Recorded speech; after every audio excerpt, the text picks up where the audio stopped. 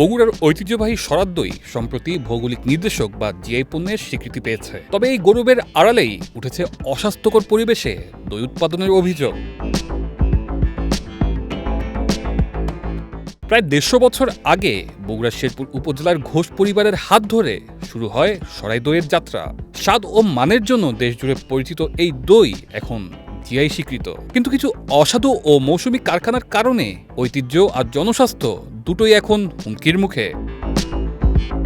পরিষ্কার করা হয়, মাছি মারা ওষুধ তো পরিষ্কার করার পরে সাইড সাইডে মাছি মারা ওষুধ দেওয়া। সরজমিনে দেখা গেছে শেরপুরের কয়েকটি কারখানায় অস্বাস্থ্যকর পরিবেশে দই তৈরি হচ্ছে। স্যাঁতস্যাঁতে মেঝেতে দই জমানো, খোলা দুধের পাত্রে ধুলোবালি আর চুলার ধোয়া পড়া, অপরিষ্কার পাত্র ব্যবহার এবং স্বাস্থ্যবিধি না মেনেই উৎপাদন চলছে। শ্রমিকদের অনেকের হাতেও নেই গ্লাভস আর মাথায় নেই ক্যাপ। মোটামুটি আমাদের দইটা মানসম্মতভাবে আমরা তৈরি করে থাকি। স্থানীয়দের অভিযোগ, কিছু অসাধু ব্যবসায়ীর এমন কর্মকাণ্ডে বগুড়ার ঐতিহ্যবাহী দইয়ের সুনাম ক্ষুণ্ণ হচ্ছে। তারা নিয়মিত তদারকি ও দায়ীদের বিরুদ্ধে কঠোর ব্যবস্থা নেওয়ার দাবি জানান। আমাদের এখানে ৬-৭টা লোক কাজ করে। আমাদের দইয়ের মান অনেকটাই ভালো।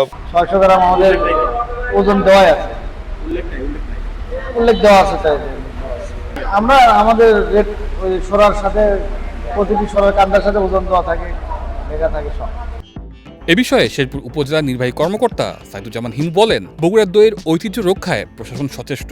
অস্বাস্থ্যকর পরিবেশে দই উৎপাদন বা ওজনে কম দেওয়ার অভিযোগের সত্যতা পাওয়া গেলে মোবাইল কোর্ট পরিচালনা করে জরিমানা, কারখানা সিলগালা এবং প্রয়োজনীয় আইনগত ব্যবস্থা নেওয়া হবে।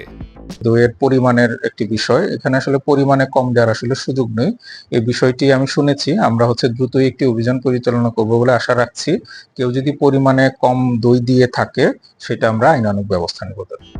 জিআই স্বীকৃতি পাওয়া বগুড়া সরাদ দই শুধু একটি খাদ্যপণ্য নয়, এটি জেলার ঐতিহ্য আর সুনামের প্রতীক। তাই এই ঐতিহ্য রক্ষা এবং জনস্বাস্থ্য নিশ্চিত করতে নিয়মিত নজরদারি আর কঠোর আইন প্রয়োগের দাবি জানিয়েছেন সচেতন মহল।